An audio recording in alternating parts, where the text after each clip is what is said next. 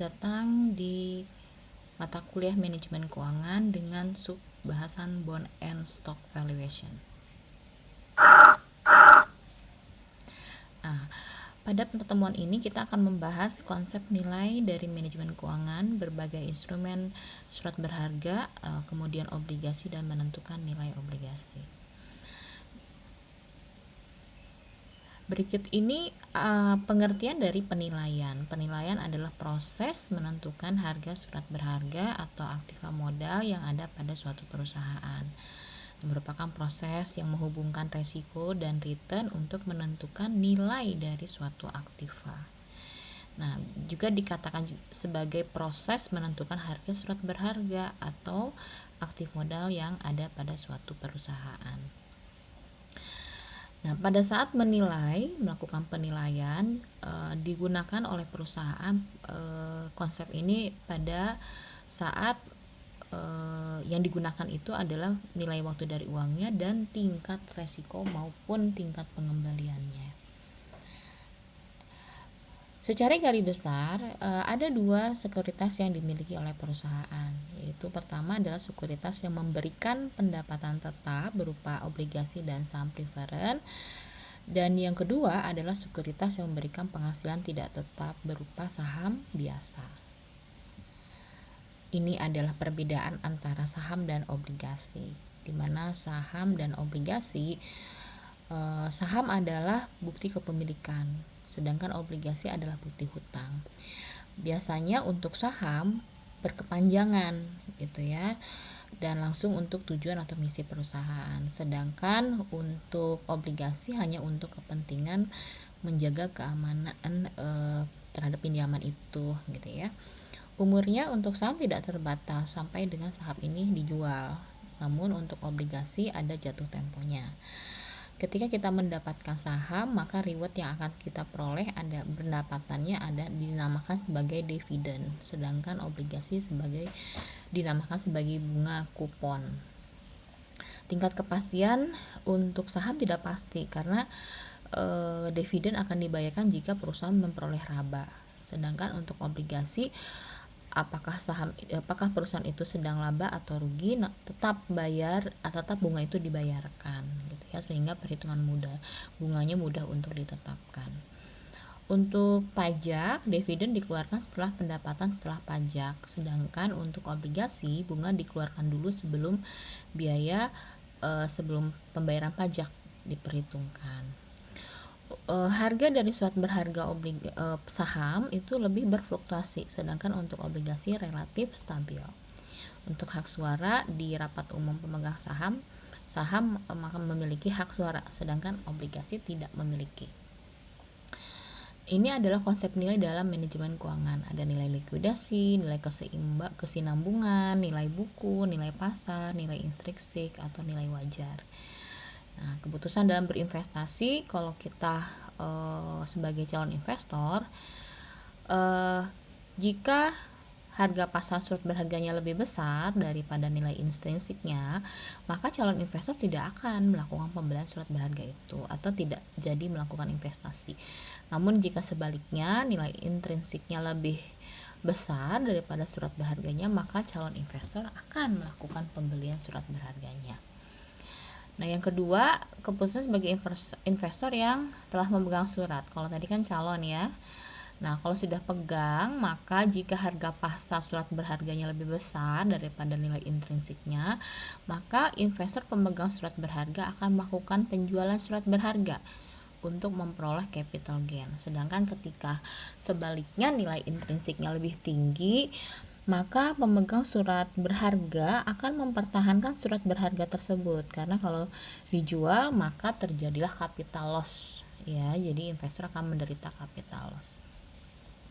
Obligasi atau bond ini adalah instrumen surat hutang jangka panjang ya.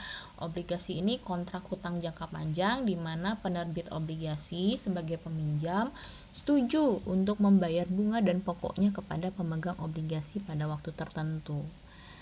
Nah, ini beberapa istilah yang ada pada obligasi. Ada nilai par, kupon ya, atau bunga, dan maturity date atau tanggal jatuh temponya. Beberapa macam obligasi yang di familiar ada obligasi konvertibel, obligasi yang diterbitkan dengan warrants, obligasi pendapatan, dan juga ada obligasi indeks.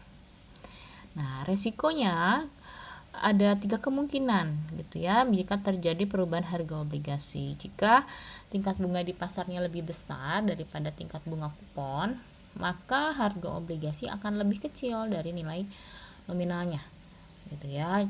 Nah, kemudian jika tingkat bunga di pasarnya itu lebih rendah daripada tingkat bunga kuponnya, maka harga obligasi akan lebih besar daripada nilai nominalnya.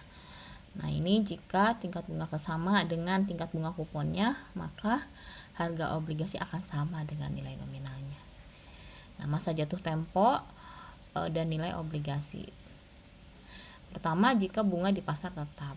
Jika tingkat bunga di pasar diasumsikan tetap sampai dengan saat jatuh tempo dan berbeda dari tingkat bunga obligasi, maka nilai obligasi pada saat mendekati masa jatuh tempo akan mendekati nilai nominalnya. Dan tingkat bunga di pasarnya sama, jika tingkat bunga di pasar sama dengan tingkat bunga obligasi, maka nilai obligasi akan tetap sama dengan nilai nominalnya sampai pada masa jatuh tempo. Nah, bagaimana jika bunganya di pasar berubah? Nah, kalau berubah semakin mendekati waktu jatuh tempo, maka semakin kecil dampak perubahan tingkat bunga di pasar terhadap nilai obligasinya, ya. Nah, ini adalah cara menentukan nilai dari obligasi jika membayar bunga tetap. Ini rumusnya, ya, dimana VB itu adalah value of bond, KD itu adalah keuntungan yang diterima, ya, tingkat bunganya, rate-nya, gitu ya di sini. Kemudian N itu adalah waktu obligasi, I itu diperoleh I dikali M, gitu ya. Itu bunga yang dibayarkan setiap tahunnya dikalikan dengan nilai nominalnya, M itu adalah nilai nominal, dan I itu kupon atau interestnya. Nah, kalau misalnya obligasinya punya tanggal pelunasan, maka cara mencarinya pakai ini. Teman-teman siswa bisa menggunakan tabel keuangan yang pernah di-share pada saat di kelas, gitu ya, kelas virtual. Nah, ini bisa menggunakan ini juga rumusnya, ya, jika ada tanggal jatuh temponya. Nah, sekarang kita akan masuk ke saham. Saham dikatakan juga sebagai stok, gitu ya. Pengertian saham, ya, tadi seperti ini disampaikan bahwa saham itu adalah salah satu instrumen dari surat-surat berharga selain obligasi. Obligasi akan mendapatkan kupon, gitu ya. Tapi kalau saham itu ada dua, ada saham pemegang saham preferen dan ada pemegang saham biasa. Untuk pemegang saham preferen, maka dividennya dibayarkan bersifat tetap per tahunnya, sedangkan untuk saham biasa itu tidak, gitu ya. Jika pendapatan perusahaan tidak dapat menutupi dividen tersebut, jadi maka tidak akan dibayarkan. Untuk umur kan tadi untuk saham biasa, ya, umur saham preferen itu tidak memiliki saat jatuh tempo, jadi tidak perpetuity-nya. Nah, ini adalah rumus untuk menghitung value of pemegang saham preferen, ya, gitu. Nah, ini DP itu ada dividen saham preferen, KPR ada tingkat pendapatan yang diminta oleh investor. Nah, ini silahkan teman-teman masih coba cari contoh soal ini, gitu ya, soal latihan, ya. Nah, ini ya saham biasa. Kalau saham biasa itu, ya, surat pernyataan kepemilikan atas suatu perusahaan yang menerbitkan saham. Nah, ya, di suaranya lebih didengar, gitu ya, didengar, memberi hak suara. Ini adalah keputusan investor untuk berinvestasi pada saham biasa, maka rumusnya seperti ini. Nah, pendapatan yang diharapkan oleh investor dalam berinvestasi pada saham terdiri dari pembayaran dividen dan capital gain. Capital gain adalah selisih pada harga beli dengan harga jualnya, gitu ya. Nah, nilai saham dengan dividen tetap tiap tahun dan pertumbuhan dividennya adalah 0 atau growth-nya adalah 0, maka rumus untuk mencari berapa nilai sahamnya menggunakan yang ini, gitu ya. Nah, ini silahkan nanti didiskusikan buat catatan dan oret-oret, gitu ya, untuk nanti kita diskusikan pada saat bertemu di kelas. Penilaian saham biasa. Nah, ini jika penilaian saham biasa untuk yang dividennya tumbuh tapi konstan gitu ya. Maka ini rumusnya gitu ya. Kita perlu cari dulu D1-nya berapa. Nah, ini dimana D0 itu D1 adalah D0 ditambah 1 plus growth pangkat 1 gitu ya kan, karena pertumbuhnya konstan maka ada tahun keduanya gitu ya. Nah, ini silahkan teman-teman siswa ini juga diselesaikan, nanti kita diskusikan.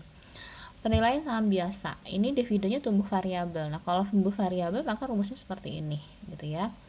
Nah, ini juga beberapa harga saham, rumus untuk menentukan harga saham pada akhir periode pertumbuhan variabel, berikut rumusnya, dan juga menentukan present value dari harga saham akhir periode untuk pertumbuhan variabel. Nah, ini menentukan nilai saham hari ini dengan menjumlahkan nilai present value dividend selama pertumbuhan variabel dengan nilai present value dari harga saham akhir periode gitu ya, ini ya. Nah, oke, terima kasih atas perhatiannya dan cukup sampai di sini dulu.